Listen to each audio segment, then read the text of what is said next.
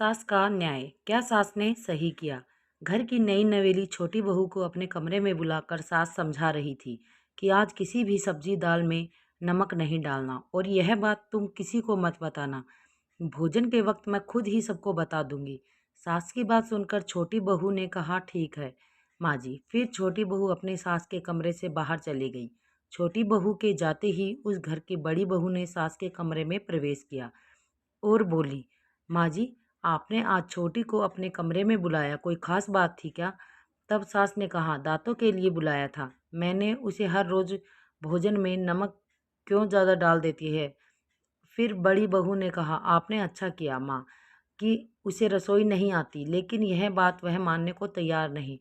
माँ जी, आप कहें तो मैं फिर से रसोई संभाल लूँ और उसे साफ सफाई जैसे बाहर के काम जो आजकल मैं करती हूँ, आप उसे दे दीजिए।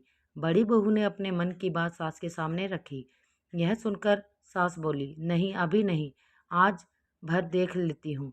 यह सुन बड़ी बहू सास के कमरे से बाहर चली गई। इधर भोजन के वक्त होते ही छोटी बहू ने सभी के लिए भोजन की थाली सजा दी। भोजन का पहला निवाला मुंह में डालते ही साथ सास मुस्कुराई और कहा, आज भोजन बहुत स्वादिष्ट बना है। घर के सभी सदस्य भी बड़े मन से बिना कोई नमक की शिकायत के स्वाद लेकर भोजन कर रहे थे।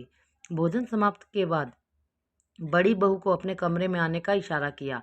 सास का इशारा बड़ी बहू झटपट कमरे में पहुंची। बहू, मुझे पता है कि तुम रसोई अच्छे से संभाल लेती हो और तुम्हें भोजन में नमक डालने का सही अंदाजा भी है, लेकिन बने बने भोजन में दोबारा नमक मिला देने से स्वाद बिगड़ जाता है।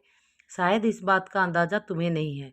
अपनी सास की बात सुन बड़ी बहू चौंक गई और कुछ बोल ना सकी, लेकिन सास ने अपनी बात पूरी की। मैं छोटी बहू को अपने कमरे में बुलाकर आज की रसोई में नमक डालने से मना किया था, लेकिन फिर भी भोजन में नमक की मात्रा बिल्कुल सही थी। यह सुनते ही बड़ी बहू के पैरों तले जमी खिसक गई। वह सास के पैरों में गिर पड़ी और बोली, माँ जी, मुझे माफ़ कर दीजिए। सास ने उसे प्यार से कहा, बहू, तुमने अपनी गलती मानी, यही बड़ी बात है, और अपना फैसला सुनाया। आज से तुम घर की साफ सफाई के साथ साथ रसोई में जाकर भोजन बनाने में छोटी बहू की मदद भी किया करोगी, ताकि वह तुम्हारी तरह नमक का सही अंदाज़ा सीख सके। बड़ी बहू आत्मग्लानि से भरी अपनी सास के कमरे से बाहर निकली और रसोई में जाकर अपनी देवरानी को गले से लगा लिया। दोस्तों, वीडियो कैसी लगी? अगर अच्छी लगी हो तो सब्सक्राइब जरूर।